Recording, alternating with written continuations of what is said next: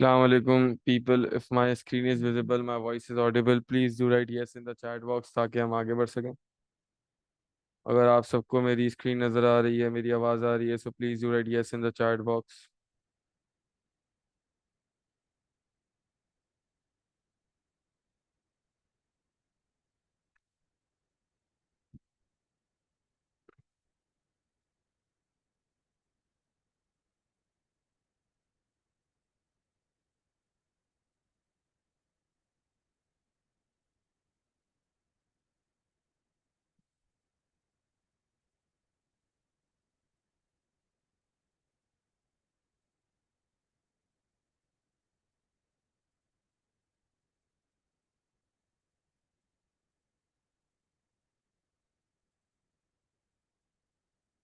Just give me a minute guys, I'm starting off.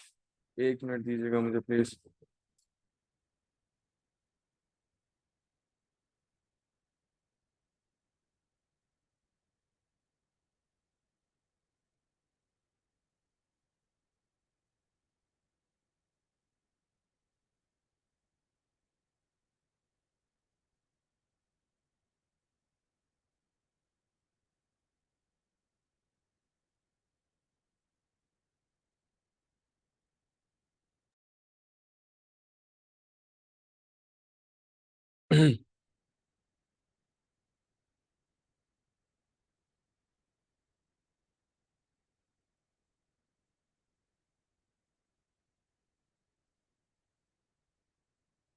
अच्छा जी, मेरे बच्चों, आज जो हमारा टास्क है वो ये है कि we will be starting off with battle of Buxar.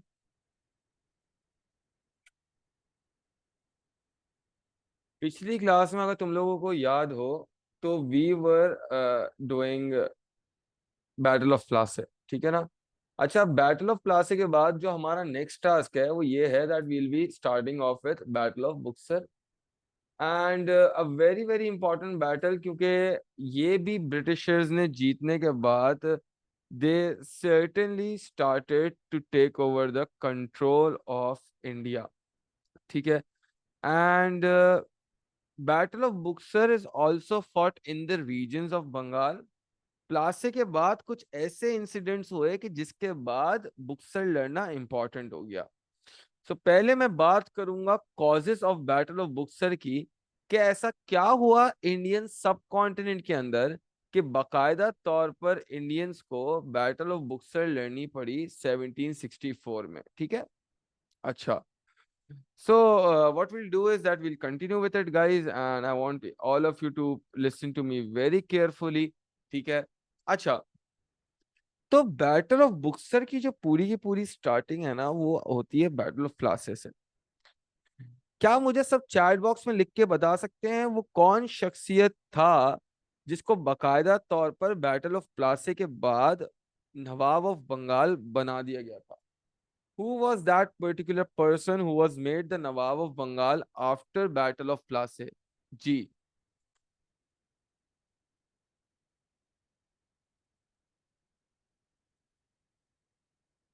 Excellent, शाबाश। मीर जाफर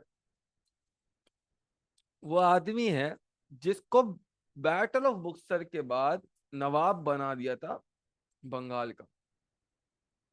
अब मीर जाफर ने एक आध दो साल तो बहुत अच्छा पपेट बन के दिखाया। He followed the orders. He listened to the commandments of the Britishers. But 2 साल बाद मीर जाफर को ऐसा लगा that the Britishers were trying to overpower his dominance as नवाब। क्योंकि वो नवाब है, कुछ डिसीजन तो खुद से लेगा, लेकिन हर डिसीजन के अंदर इम्प्लीकेशन आ रही थी किसकी? हर डिसीजन के अंदर इम्प्लीकेशन आ रही थी ब्रिटिशर्स की। So Mir Jafar started saying no to the British. Britishers को लगा कि उनका पपेट तो उनके हाथ से निकल रहा है, तो उन्होंने डिसाइड किया कि मीर जाफर को हटाएंगे और एक नए पपेट को लेके आएंगे as the nawab of Bengal. अब मीर जाफर को बकाया तौर पर हटाया गया उसकी पोजीशन से। Once Mir Jafar was remove from his position, next task ये था that Mir Qasim was brought in on the position of nawab of Bengal. अब कोई मुझे, अगर आपको थोड़ी सी इंफॉर्मेशन है तो ये बता सकता है मीर जाफर और मीर कासिम के बीच में क्या रिलेशनशिप है? What's the relationship between Mir Jafar? Mir Jafar का क्या लगता है मीर कासिम?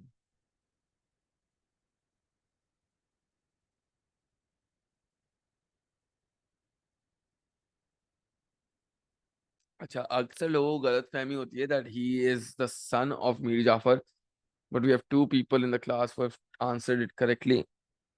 शाबाश। एंड याद रखिएगा कि मीर जाफर का सन इन लॉ है Mir Kasim. So Mir Qasim was made nawab of Bengal. कुछ साल तक वो भी पपेट अच्छा रहा, लेकिन 1763 में he also started opposing the Britishers. सबसे मेन इशू जो अपोज करने का था वो था दस्तक। अब दस्तक है क्या? देखो, आज के जमाने में अगर आपको कहीं पर भी ट्रेड करना है ना, तो आपको उसके लिए परमिशन चाहिए होती है, आप उसके लिए पेपर वर्क फिलअप करना पड़ता है। तो उस जमाने में भी पेपर वर्क था जिसका नाम था दस्तक। तो dastak was a paper work that is known as the trade permit. यानी अगर किसी को उस जमाने में ट्रेड करना है, फॉरेन कंट्रीज के साथ माल बेचना है, तो उसको एम्परर या नवाब से एक ट्रेड परमिट लेना पड़ेगा। इस ट्रेड परमिट को क्या कहते हैं मेरे बच्चों? इस ट्रेड परमिट को दस्तक कहते हैं। अब मसला ये था कि ब्रिटिशर्स हमेशा अपनी मर्जी से दस्तक बांटते थे, और इसमें नवाब की कोई इम्प्लीकेशन ही नहीं होती थी। सारा का सारा पैसे, प्रॉफिट्स और पावर वो ऐसे ही लगता था कि ब्रिटिशर्स के पास ही है, क्योंकि मीर कासिम के पास तो कोई राइट ही नहीं था किसी को दस्तक देने का। दस्तक देने का मतलब है ट्रेड परमिट देने का।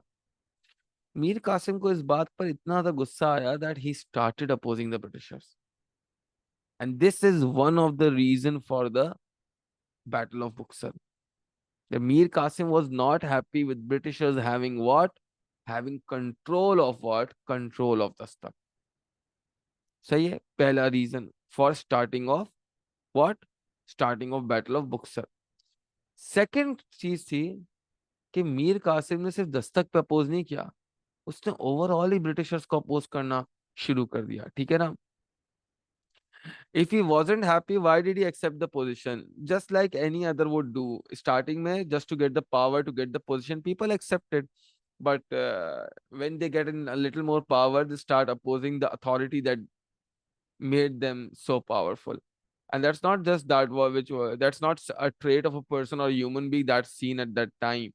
We see it even today. जो किंग मेकर्स होते हैं उनको बाद में याद नहीं रखा जाता, especially by the people who are made kings. So if someone is training me or coaching me to become a better player or sportsman in the future, मैं आगे जाके कभी उसका नाम ही नहीं लूंगा, क्योंकि मुझे लगेगा कि मैंने खुद ही मेहनत की। I will never recognise the efforts of a teacher, of a coach, coaching guy, or my sports teacher for bringing me onto the position where I am today. And many people don't realize it. They think that everything that they have done in life is on their own. But चाहे किसी ने आपको help किया हो या नहीं किया हो, there are people who have built you, and it's not easy to accept that fact. Here we are getting out of the topic. I hope I've answered your question well, Anzal. Next, अब देखो, मीर कासिम did not turn out to be a good puppet. वो Britishers को oppose कर रहा है, Britishers बड़े गुस्से में आ गए, they started hating Mir Qasim for whatever he had done. No, Mir Qasim was not open to give up his position, जैसे मीर जाफर ने पहले दे दी थी।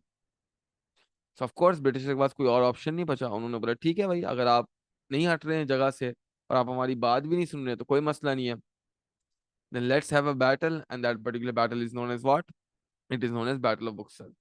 And of course the growing influence of British। अच्छा याद रखना, बैटल ऑफ बुक्सर के अंदर ना इंडियंस की तरफ से सिर्फ नवाब ऑफ बंगाल नहीं था, दो और शख्सियात थी। The Mughal emperor was also at the Indian side, and दूसरे एंड पर we also had whom, we also had दूसरे एंड पर we also had Shujauddaula, the nawab of Awadh. I'll make you write all of that stuff right now. So मसला ये था कि सारे के सारे जो इंडियंस थे ना, ये बिल्कुल भी खुश नहीं थे इस बात से कि बाकायदा तौर पर इतनी ज्यादा इंपॉर्टेंस और इन्फ्लुएंस ब्रिटिश का इंक्रीज हो रहा है। अब अगर आपको किसी का इन्फ्लुएंस डिक्रीज करना है तो आपको उसके खिलाफ वॉर लड़नी पड़ेगी। So that particular war is known as what, मेरे बच्चों? Battle of Buxar. So it's a proper written 7 marker question। आपने घर जाके इसकी बाकायदा तौर पर प्रैक्टिस करनी है। अगर किसी को इसका स्क्रीनशॉट लेना है तो ले लो, ये मुझे सबकी कॉपीज में अवेलेबल चाहिए, ठीक है ना? याद रखना that we all will write all of these answers in our registers। It's very important to practice these answers at your households, at your homes, so that you can make a proper practice stuff, ताकि आप अच्छा grade score कर सकें, ठीक है? I hope मेरे बच्चों यहाँ तक बात क्लियर थी, अंडरस्टैंडेबल है? If yes, please do write yes in the chat box। if everyone has understood why the battle of Buxar certainly started, please do write yes in the chat box, ठीक है? अच्छा, next हम बात करेंगे, ठीक है ना? डोंट वरी अंजल, वो टीम जब मैसेज देखेगी वो मुझे तभी भेजेगी जब मैं फ्री होऊंगा। सो वो इसलिए ही मैसेज को अनसीन पर छोड़ा हुआ है, ताकि हमें याद रहे कि आपका आंसर अभी तक चेक नहीं है, ठीक है? Don't worry, you will get the reply as soon as possible, ठीक है? अब अब है ना, जरा बैटल ऑफ बुक्सर को समझते हैं कि हुआ क्या इसमें। सबसे पहली बात ये याद रखिएगा कि दो साइड्स बनी इसमें। एक तरफ थी आपकी ब्रिटिश आर्मी और दूसरी तरफ थी आपकी इंडियन आर्मी, ठीक है? अच्छा, इंडियन आर्मी में इधर है ना कॉन्फेडरेसी बनी थी, यानी अलायंस बनी थी, और ये अलायंस ने मिलकर कलेक्ट किए थे कितने लोग? 40,000 लोग, ठीक है? 40,000 men were at the side of you could say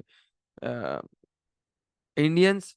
and Indians के साइड पर तीन लोगों ने मिलकर आर्मी फॉर्म करी थी। It was the nawab of Bengal who was Mir Kasim, it was nawab of Awadh who was Shujauddaula, and it was the Mughal emperor Shah Alam two. ये सारे के सारे लोग याद रखिएगा कि they were the part of what, they were part of the Indian army. और मैं देखूंगा यही इंडियन आर्मी आगे जाके लड़ेगी किसके साथ? They will fight against the British man who were 10,000 strong. तो ब्रिटिश आदमी 10,000 थे। अच्छा, इस मर्तबा याद रखिएगा कि रॉबर्ट क्लाइव खुद लड़ने नहीं आया था। This time Robert Clive had sent Hector Munro, ठीक है? And now we'll see that Hector Munro will be leading the battle, and certainly Hector Munro was under the commandment of Robert Clive। और याद रखना, Robert Clive उसको guide कर रहा था, मशवरे दे रहा था। अब एक तरीके से ये भी कह सकते हैं कि इस बैटल के अंदर भी ब्रेन्स किसके इस्तेमाल हुए थे? रॉबर्ट क्लाइव का ही दिमाग इस्तेमाल हुआ था, क्योंकि वो ही पीछे से गाइड कर रहा है। अब देखो ये बैटलफील्ड कुछ इस तरीके से दिख रही थी। ठीक है, आपके पास शुजाउद्दौला था, आपके पास मीर कासिम था, आपके पास शाह आलम टू था। इन्होंने अपनी एक बहुत बड़ी आर्मी सेटअप करी हुई थी, जो कि 40,000 स्ट्रांग थी। अच्छा, सामने की साइड पर we had the British army, and this British army was led by Hector Munro, and this British army was 10,000 strong. ठीक है, यानी इन पर्टिकुलर इस पर्टिकुलर बैटल के अंदर जो ब्रिटिश आर्मी थी उसके अंदर 10,000 लोग अवेलेबल थे। ठीक है। अच्छा, नॉर्मल फाइटिंग शुरू होती है, they start fighting, and certainly the Britishers had superior military. उनके पास वेपन्स एडवांस थे, उनके पास मिलिट्री एडवांस थी। लेकिन सबसे इम्पोर्टेंटली, सबसे सबसे अहम बात क्या थी? याद रखना कि सबसे अहम बात ये थी कि ब्रिटिश की लीडरशिप एक हाथ में थी, इंडियंस मल्टीपल लीडर्स में डिवाइडेड थे। जब आपके पास मल्टीपल लीडर्स होते हैं तो आपको पता ही नहीं है कमांडमेंट किसकी फॉलो करनी है। So there was one single command on the side of the Britishers, while the Indians had what? Indians had multiple commandments. और जब इंडियंस के पास मल्टीपल कमांडमेंट्स होंगी तो certainly the Indians would emerge to be very weak। और जब Indians week होंगे तो जाहिर सी बात है, on the diligence it would not be easy for them to deal with all that stuff. ठीक है, क्या आपको यहाँ तक बात क्लियर है? क्या सबको बैटल ऑफ बुक्सर समझ में आया है? इफ इट्स क्लियर मेरे बच्चों, please you write clear in the chat box ताकि हम आगे बढ़ सके। Sir, are Shujauddaula and Sirajuddaula brothers? No बेटा, सही है, it's just a way of keeping in names. ठीक है, and they are not brothers at all. ठीक है, क्या यहाँ तक बात क्लियर है Anjal? Have I made myself clear up till here? अच्छा जी।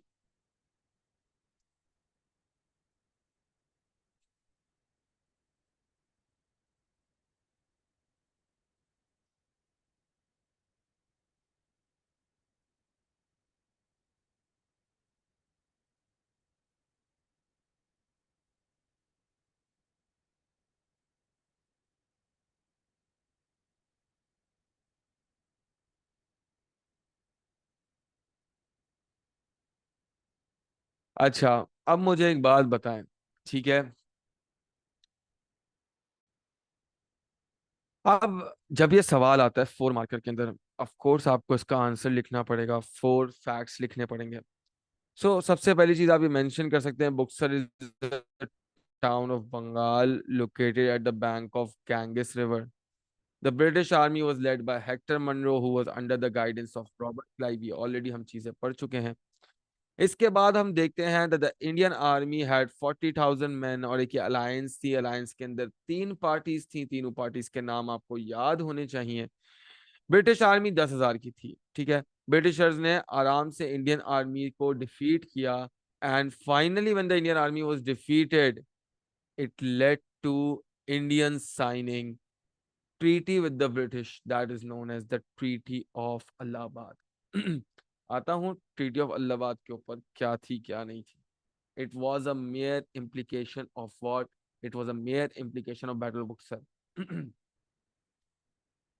क्या सबको बैटल ऑफ बुक्सर यहां तक बात समझ में आई है? Have I made myself clear? एक मतलब आपसे क्लियर लिख दें।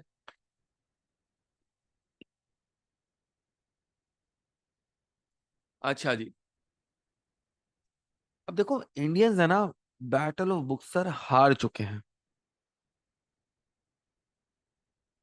अब बैटल हारने के बाद आप एक कमजोर पोजीशन में होते हो, और अगर आप बहुत ज्यादा कमजोर पोजीशन में हो ना, so certainly you will not have a proper attendance to things. और इधर प्रॉब्लम ये होता है कि one of the most important people तो मुगल एम्परर शाह आलम टू जो है वो बाकायदा तौर पर डिफीट हो गया था। किसके हाथों डिफीट हो गया था बेटा? He was defeated on the hands of Britishers. अब मुझे बताओ इधर एक बात, कि अगर ये मुगल एम्परर है, इसको आपने डिफीट कर दिया है, तो आप कोशिश करेंगे कि आप इसको अपने कंट्रोल में लेके आए। You will try your level best that now you extend your control on the Mughal emperor. और यही चीज होती है ट्रीटी ऑफ अलाहाबाद के अंदर। ट्रीटी ऑफ अलाहाबाद के अंदर हम क्या देखते हैं? हम देखते हैं a major implication of what? Signing of treaty between two people. कौन से दो पीपल? याद रखना, एक साइड पे Britishers were led by Robert Clive, और एक साइड पे था the Mughal emperor whom, Mughal emperor Shah Alam two. आपको ये बात याद रखनी है कि ये दोनों अब मिलके क्या साइन करेंगे बेटा? ट्रीटी ऑफ अलाहाबाद साइन करेंगे। और ट्रीटी ऑफ अलाहाबाद के अंदर क्या क्या क्लॉजेस डिसाइड होते हैं? सबसे पहली चीज, ब्रिटिशर्स सारे के सारे दीवानी राइट्स मुगल से ले लेते हैं। अब दीवानी राइट्स है क्या? सो याद रखना that EIC or the Britishers received what? They received Diwani rights, which meant that EIC had an authority to collect what, मेरे बच्चों? EIC now had authority to collect revenue। यानी कि अब रेवेन्यू कलेक्शन के जो राइट्स हैं वो किसके पास आ जाएंगे? वो EIC के पास आ जाएंगे। और इसी टैक्सेशंस को कलेक्ट करने के राइट्स को मैं कौन से राइट्स कहता हूं? I call them diwani rights.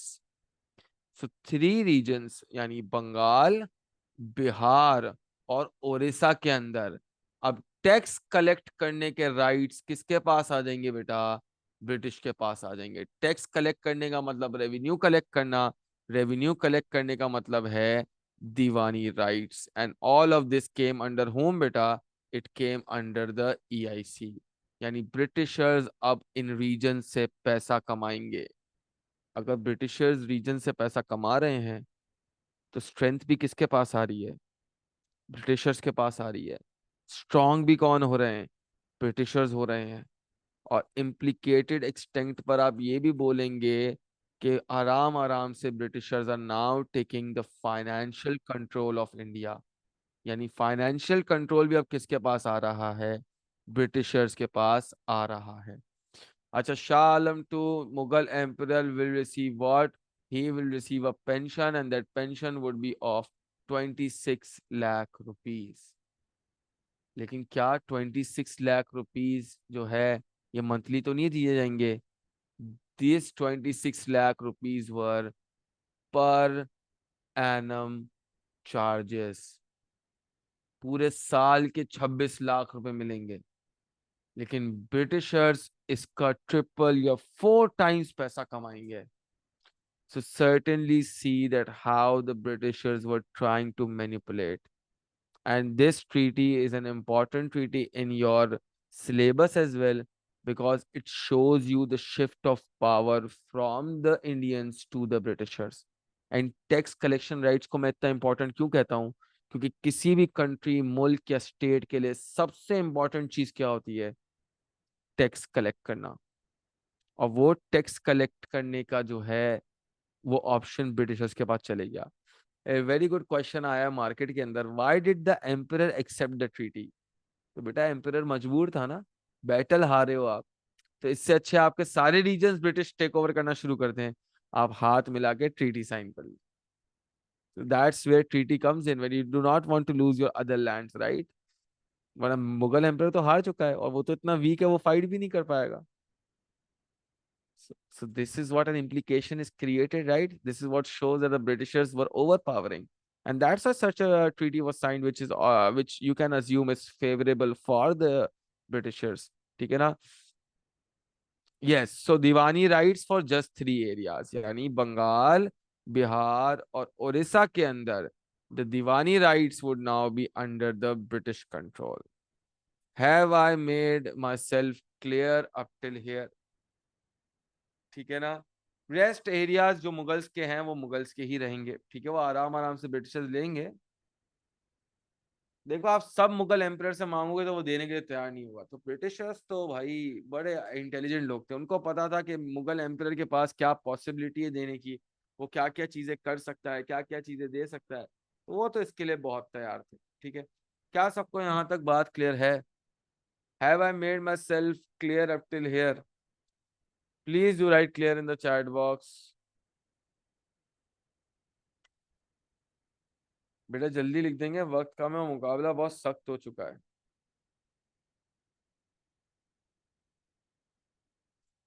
अच्छा, देखिए हमारे पास 15 मिनट का टाइम है, और मेरे हिसाब से हम इस 15 मिनट के टाइम में ना वो एक सोर्स बेस्ड क्वेश्चन करने की जो इम्प्लीकेशन है उसको बहुत आसानी से सीख सकते हैं। ठीक है, तो लेट्स गो फॉर इट। ठीक है, एंड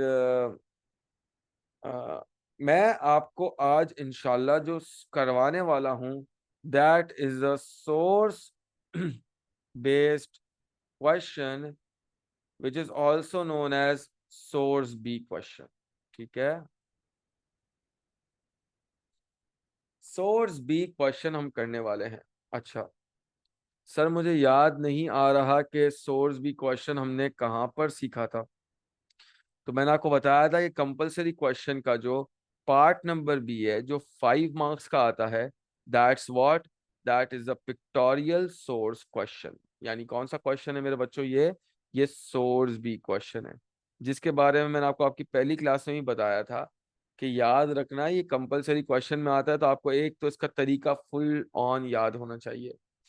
अच्छा, सिर्फ तरीके की बात नहीं है, you must also have the knowledge of how you can technically score 5 out of 5 without even like working really hard for it। ठीक है, अच्छा, तो एग्जामिनर क्या करेगा? For example this is a question taken up from May June 2024 and it's a source B question.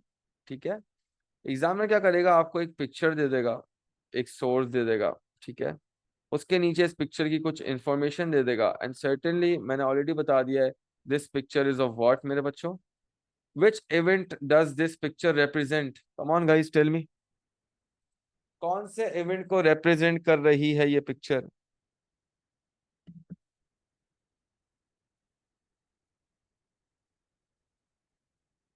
जल्दी जल्दी बताएंगे बेटा, कौन से इवेंट को रिप्रेजेंट कर रही है ये पिक्चर? ऑफ कोर्स, शाबाश, इट इज रिप्रेजेंटिंग व्हाट?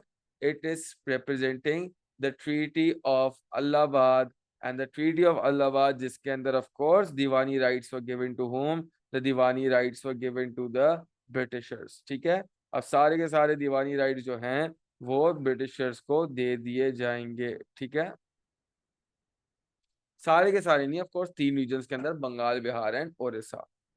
अब देखो जब ये सोर्स बेस्ड क्वेश्चन देता है ना एग्जामिनर, एग्जामिनर इसके पास सवाल ही पूछता है, what message did source B intend to give about the relationship between East India Company and Shah Alam two. उसने आपको सिंपल पूछ लिया कि मुझे बता दें भाई कि क्या रिलेशनशिप शो कर रहा है ये शाह आलम टू और रॉबर्ट क्लाइव के दरमियान, ब्रिटिशर्स के दरमियान। अच्छा, जब आप एक सोर्स बी क्वेश्चन एग्जाम में लिखने जाते हैं ना, तो एग्जामिनर एक्सपेक्ट करता है आपसे कि आप 3 चीजें लिखें इसमें। आप पहले मेंशन करें सरफेस फीचर के बारे में, फिर आप मेंशन करें इन्फेरेंसेस के बारे में, और फिर आप मेंशन करें कॉन्टेक्सचुअल नॉलेज के बारे में। अगर किसी ने ये तीनों चीजें लिख दी तो जाहिर सी बात है एग्जामिनर उसको 5 में से 5 दे देगा। ठीक है ना सर? लेकिन कभी सोर्स बेस्ड क्वेश्चन में 2 इवेंट्स के बीच में कंफ्यूजन हो जाती है, तो हमारे जहन में क्लियर हो कि ये सोर्स इस पर्टिकुलर इवेंट की मुतालिक है, इस इसलिए क्या करें? देखो सबसे पहली चीज, इसके लिए सबसे इम्पोर्टेंट चीज ये होती है कि आप है ना जो नीचे वाली इंफॉर्मेशन दी हुई होती है ना, इस इंफॉर्मेशन को पढ़ो। ठीक है, सबसे पहली चीज ये है कि आप इस इंफॉर्मेशन को पढ़ो, क्योंकि सबसे इंपॉर्टेंट ये इंफॉर्मेशन है। ठीक है ना, ये इंफॉर्मेशन अगर आपके पास होगी तो आपके लिए आसानी हो जाएगी। ठीक है, तो ये इंफॉर्मेशन यूजुअली आपको बता देती है किस इवेंट की इम्प्लीकेशन है। ठीक है, अगर थोड़े से इवेंट आगे पीछे होते हैं ना तो एग्जामिनर बर्दाश्त कर लेता है, क्योंकि अक्सर एग्जामिनर को पता है कि भाई कंफ्यूजिंग इवेंट्स होते हैं।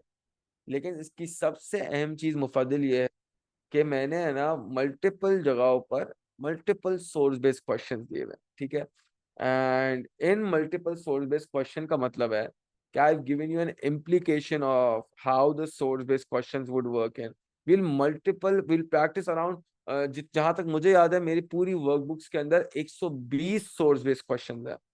जब आप मेरे साथ 120 सोर्स बेस्ड क्वेश्चंस बैठ के करेंगे ना, तो जाहिर सी बात है वो 120 क्वेश्चंस करने के बाद आप जो निकल के आएंगे ना, very very very you will be very knowledgeable at solving the source based question.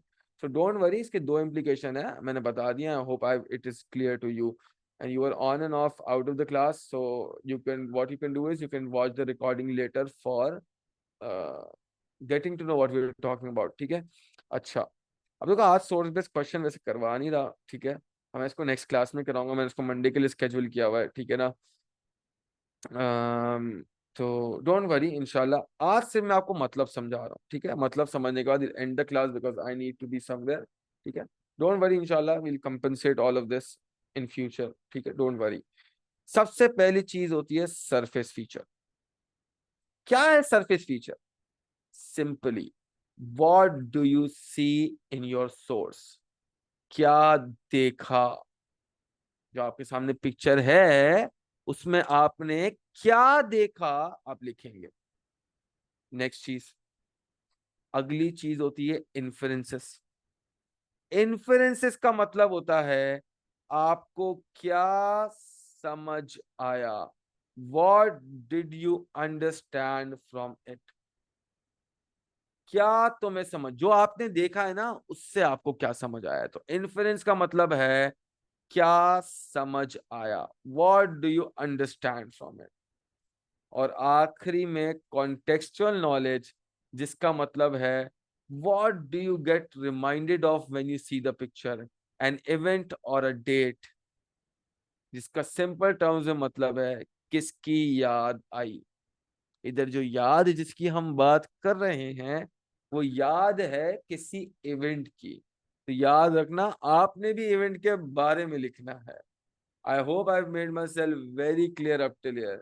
If it is clear to you guys, please do write clear in the chat box, क्योंकि अक्सर लोग ये टर्म्स पढ़ते तो हैं लेकिन उनको इनका मतलब पता नहीं होता, जिसकी वजह से वो पेपर में अच्छा परफॉर्म नहीं कर पाते। ठीक है, अब फॉर एग्जाम्पल मुझे ये इमेज है। ठीक है, in this particular image I can see a man dressed in a proper British attire that assumedly is, of course, Robert Clive, और he is exchanging a document। क्या सबको एक डॉक्यूमेंट नजर आ रहा है? He is exchanging a document with whom? He is exchanging the document with the Mughal emperor। Sir आपको कैसे पता मुगल एम्परर है? क्योंकि नीचे लिखा हुआ है। अगर आप नीचे बहुत गौर से पढ़ेंगे तो लिखा हुआ है East India Company and Shah Alam two. And Shah Alam two कौन है बेटा? शाह आलम टू मुगल एम्परर है, याद रखिएगा। ठीक है, अब रॉबर्ट क्लाइव है या हेक्टर मन्नो है ये पता कैसे करेंगे अब्दुल्ला? तो आप याद रखिएगा ट्रीटी ऑफ अलाहाबाद मैंने आपको ऑलरेडी बता दिया है कि ब्रिटिशर्स को रिप्रेजेंट करने कौन आया था बेटा? रॉबर्ट क्लाइव आया था। अब ये कॉमन सेंस की बात है कि उसने नीचे अगर शाह आलम टू लिखा है और शाह आलम टू एक डॉक्यूमेंट एक्सचेंज कर रहा है किसी ब्रिटिश के साथ, सो of course it is an implication that Robert Clive is present and he is exchanging the document. अब ये तो आपने बता दिया आपने क्या देखा। अब आपको क्या करना है? आपको बताना है क्या समझ में आया आपको इससे। तो आप इसमें मेंशन डाउन करेंगे कि with this I can understand that Robert Clive and Mughal emperor have come on the same page. They have started agreeing to each other. और जब वो एक दूसरे से अग्री कर रहे हैं, they are building in what, they are building good relations. वो अच्छे टर्म्स पर आ रहे हैं, वो अच्छे रिलेशंस बिल्ड कर रहे हैं। और फिर एंड में you will end your answer with the contextual knowledge. तुम्हें किस इवेंट की याद आती है? So of course this event reminds me of what, this event reminds me of treaty of Allahabad. तो वही चीज आपको बस अंग्रेजी में लिखनी है। क्या लिखेंगे? I can see the Mughal empire exchanging a document with the British official. You can even name the British official if you know about him. और अगर नहीं पता तो सिर्फ ब्रिटिश ऑफिशियल लिख दो, कोई मसला नहीं है। मुगल एम्पायर तो उसने सवाल ने बता दिया, आप लिखेंगे अपने पास कि ये कौन है, ये शाह आलम टू है। इससे क्या समझ में आता है? With this, I can understand that both the parties have agreed upon some terms and conditions that would help them make what? Peace amongst themselves. Both the parties have come on the same page. यानी उन्होंने peace establish कर लिया, अच्छे relations बना लिए, वो एक page पे आ गए हैं। Contextual knowledge किसकी याद आई? It reminds me of Treaty of Allahabad that was signed in 1765. This peace agreement was signed between Robert Clive and Shah Alam II after Battle of Buxar. अगर किसी ने इस तरीके से आंसर लिखा तो उसको 5 में से 5 मिल जाएंगे। Sir there are 3 steps, what mark does each step get us? Don't worry about that, marks में आपको समझाने के बाद फिर एंड में बताऊंगा, ठीक है? अच्छा, another implication of what you can see would be that I can see that the Mughal emperor is sitting on the throne while Robert Clive or the British official is standing. अगर आप देखें तो Mughal emperor अपने throne में बैठा है, Robert Clive खड़ा हुआ है। So this showed that even after winning the war, the Britishers still gave respect to whom, मेरे बच्चों? They gave respect to the Mughal emperor. They certainly not just respected him, but they also accepted the fact that the Mughal emperor was an emperor. That's why they stood while the Mughal emperor sat on his throne. So Mughal emperor is a respectable figure in the society. British gave him respect, and this can be the second part. ठीक है? Second, आप क्या देखा, क्या समझा, किसकी याद आई, लिख सकते हैं, ठीक है? अब देखिए, अब मैं पेपर में जा रहा हूं और मुझे 5 में से 5 नंबर लेने हैं, तो मुझे क्या स्ट्रैटेजी फॉलो करनी पड़ेगी? तो अगर आप पेपर में एक सोर्स बी क्वेश्चन करने जा रहे हैं, आपको 5 में से 5 लेने हैं। What is the strategy that each and every one of you will follow? देखो, पहली स्ट्रैटेजी एग्जामिनर कहता है, क्या कहता है, ठीक है? पहली स्ट्रैटेजी एग्जामिनर कहता है कि आप एक क्या देखा लिखें, you right about one surface feature. एक क्या समझ आया लिखें, आप उस क्या देखा का या सरफेस फीचर का एक इन्फरेंस दें। और एक कॉन्टेक्चुअल नॉलेज लिख दें, यानी लिख दें किसकी याद आई आपको। अगर सब ने ये एक एक लिख दिया ना, तो उनको बाकायदा तौर पर आपको 5 में से 5 मिल जाएंगे। एग्जामिनर बोलता है कि अक्सर कंडीशन ऐसी भी होंगी कि आपको किसी की याद नहीं है। जैसे मुफद्दिल ने कहा ना, I might be confuse in two events, I might not get remembered of two events. तो उस केस में आप क्या करें? आप दो क्या देखा लिखें और दो क्या समझ आया लिखें, which means you right about 2 surface features plus you right about 2 inferences related to the surface feature. This policy can also get you how many marks, मेरे बच्चों? This can get you 5 out of 5 marks. लेकिन जब आप MHL students हैं, आप मेरे पास पढ़ रहे हैं, तो आप ये स्ट्रैटेजी फॉलो नहीं करेंगे। आप एक आइडियल स्ट्रैटेजी बनाएंगे अपने लिए। वो आइडियल स्ट्रैटेजी क्या है? आप 2 सरफेस फीचर्स लिखेंगे, आप 2 इन्फरेंसेस लिखेंगे, और आप एक कॉन्टेक्सचुअल नॉलेज भी डालेंगे। अब ये क्यों किया हमने? To be on the safer side, to be on the particular side that we understand और गेट फुल मार्क्स। क्या सबको यहां तक बात क्लियर है? Have I made myself very clear up till here? क्या सबको यहां तक 5 मार्क्स की इम्प्लीकेशन समझ में आई है? अच्छा, अब अंजल का जवाब दे देते हैं। सर तीन स्टेप्स क्या मार्क्स देंगे। अगर आपने अंजल बच्चे सिर्फ सरफेस फीचर लिखे तो वो आपको एक या दो से ज्यादा नंबर नहीं देगा। अगर आपने एक सरफेस फीचर लिख दिया और एक इन्फरेंस लिख दिया तो आपको 4 नंबर मिल सकते हैं। और आखिरी जो पांचवा नंबर है ना, उसको लेने के लिए आपको क्या करना पड़ेगा, या तो आप कॉन्टेक्सुअल नॉलेज लिख दें, और अगर आपको कॉन्टेक्सुअल नॉलेज याद नहीं है तो आप एक सरफेस फीचर और एक इन्फरेंस और ऐड कर दें। समझ रहे हैं बात को? बेटा आपका सवाल था अंजल बच्चे, क्या आपको समझ में आया है? Do you have a clear idea of what I try to explain? Okay. अब आ जाएंगे मेरे बच्चों, इसका आंसर आप अगेन घर से लिखेंगे और बाकायदा तौर पर मुझे व्हाट्सएप पर भेजेंगे ताकि हमें समझ आए कि आप काम कर रहे हैं। ऑफ कोर्स मैंने रिटन आंसर दिया हुआ है, मैंने ऑफ कोर्स आंसर लिख के दिया हुआ है, लेकिन फिर भी आप इसको घर से लिखेंगे ताकि आपकी प्रैक्टिस हो। और प्रैक्टिस करना लाजमी ज़रूरी है। प्रैक्टिस के बगैर ग्रेड नहीं आएगा, बिल्कुल भी नहीं आएगा, ठीक है? आई hope I made myself very clear up till here मेरे बच्चों। इंशाल्लाह नेक्स्ट क्लास में हम इसको, मुझे आपके रिटर्न आंसर्स भी चाहिए, हम इसको लुकआउट भी करेंगे, ठीक है?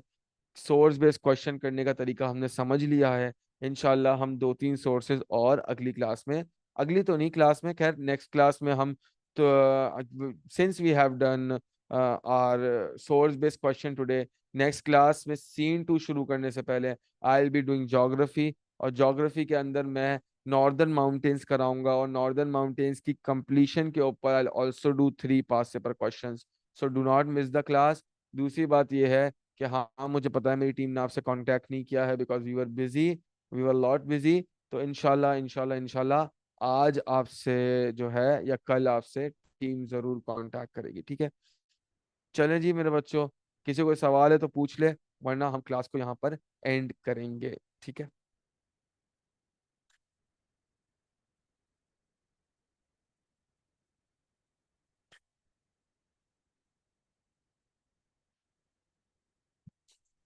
क्या सबको यहाँ तक बात क्लियर है?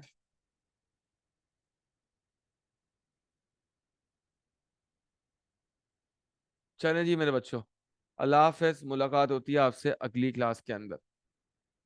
If any one has any questions WhatsApp पे लिख के भेज सकता है, ठीक है?